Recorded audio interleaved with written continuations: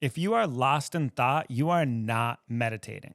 I'm going to show you a meditation technique that puts an end to all meditation techniques you will do. This is something you can do absolutely anywhere. Cooking is like meditation. Surfing is like meditation. Getting my haircut is like my meditation. We all say these things. I'm guilty of it too. But they're not really meditation if we're just incessantly lost in thought or if we're distracted. That's not a meditation. If you distract yourself doing something else, I don't chalk that up as meditation. The point when you formally practice meditation is not to meditate. It's not to say I meditated. The point is when you sit down to practice meditation is you sharpen up your focus or you relax your body and mind. You become calm and alert. That's at least my intention when I practice meditation. How long you meditated certainly doesn't matter. When you meditated is completely up to you. But how you meditate, that's the purpose of this video, is to stop wasting your time not knowing what you're doing, either being distracted or being lost in thought or just daydreaming, and actually learn how to incorporate meditation into your life so it makes you a smarter, brighter,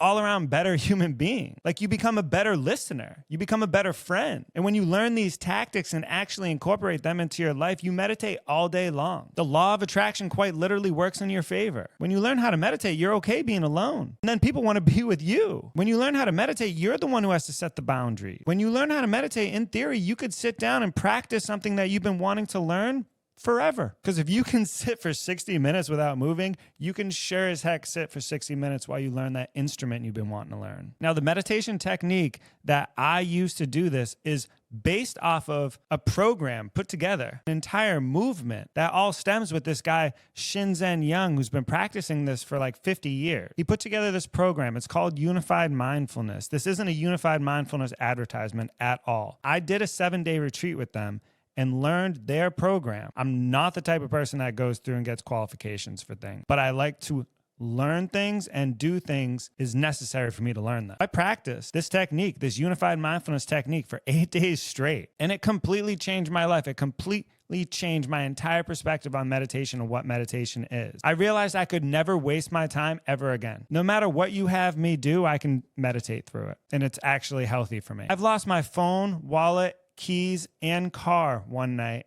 and I walked for 4 hours just focusing on my breath. In the beginning, yes, I was upset. But once I remembered, I can meditate through anything, I just started to breathe and retrace my step. And you know what I found? Before I even found my car, I found a lovely lady that I ended up dating for a few months. She helped me find my car because I was meditating through the entire situation. I was calm. I was open to whatever options came my way because I was meditating through it. I used to not be able to sleep. You know what I do now? I either sleep or I meditate deeply. It's one or the other. I'm going to lay down in a sleeping position.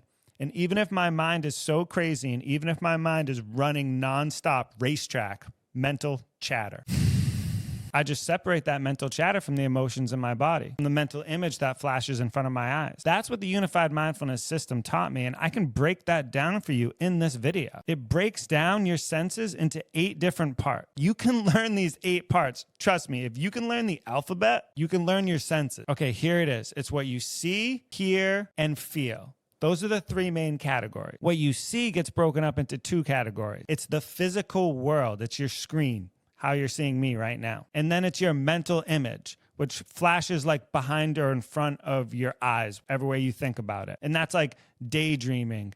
That's like closing your eyes and you have the physicality of the darkness that you're seeing behind your eyelids because your eyelids are making it dark. But then you also have the mental image that appears while your eyes are closed.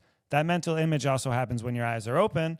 And so sometimes your eyes can be open, but you can just be lost in thought. And that's mental image. The physical image is what you actually see, what you can touch. You can also see the air in front of what you can see and what you can touch, which is going to lead into a whole nother topic that we're going to go over. But for the sake of this video, you can see one of 2 things. You can see the physical world or you can see your mental world. That's 2 of the 8 ways to sense the world. Next, you have hearing. You have the sound of my voice that you can hear right now. But then you also have the mental chatter in your mind, the little voices in your head, the track that just keeps on playing. Like this is what drives us crazy. We all have this. When you tune into it, it helps break it down. So when that noise is so loud and you try to lay down at night and you can't sleep and you need to put on something to distract you, yes, we all have to do that. Even the best of us have to do that. So that's the two different ways to hear the world. Physical sounds in your environment, and then the mental sounds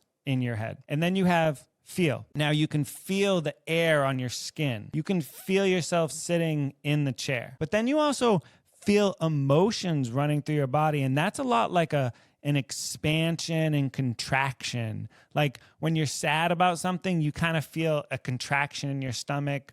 Or when you're angry about something, you feel a contraction in your jaw. At ease and you're peaceful and you're even joyous, you feel like an expansion in your stomach. You feel an expansion in your jaw. That expansion and contraction is one way that we feel the world. Another way that we feel the world is through the skin and through touch. That's another way that we feel the world. And then the last two ways that we sense the world is taste and smell. And so those are the 8 ways that you sense the world. And so when you're meditating, you're simply paying attention to these senses. That's as simple as it gets. The see, hear, feel techniques teaches you to note these senses when they happen.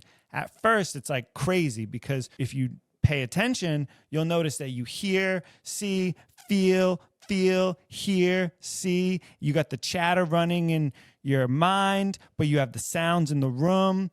And then you have the feelings in your body. And what this meditation technique teaches you is how to break that down, how to separate the mental chatter from the contraction of sadness in your stomach. Because what happens is the mental chatter goes so fast, the expansion and contraction just keeps happening. Oftentimes you're blaming the contraction on the mental chatter, which isn't necessarily accurate. If you can separate the two, they don't spiral out of control. So that's what the unified mindfulness see, hear, feel technique teaches you. Now, you're only going to learn this if you practice, and you can practice it right now. If you notice that you're paying attention when you pop out of your thoughts, if you notice that you're paying attention to your visual field, mark that as here. If you just realize that you were daydreaming about something else, that's also marked as here. When you then realize that you're listening to the sound of my voice or you're listening to sounds in your room, that's marked as here. And when you realize that you're paying attention to the way your body feels or tasting or smelling, that's feel. And the more you practice this throughout your regular life, you can practice it formally. That's the easiest way to start, like actually carving out 10 minutes and just practicing what you see, hear, feel without moving, paying attention. Then you can incorporate that into the rest of your life. So someone can put you in timeout or throw you in a jail cell and you can practice the see, hear, feel technique. You can essentially turn it into a form of meditation. We know meditation changes your brainwave. We know meditation raises your energy, your vibration. So you can stop wasting your time now and learn this simple technique that you can carry into the rest of your life. If you enjoyed this video, you can like and subscribe. We're new to the YouTube action. Would love any feedback. Let us know how we can get better.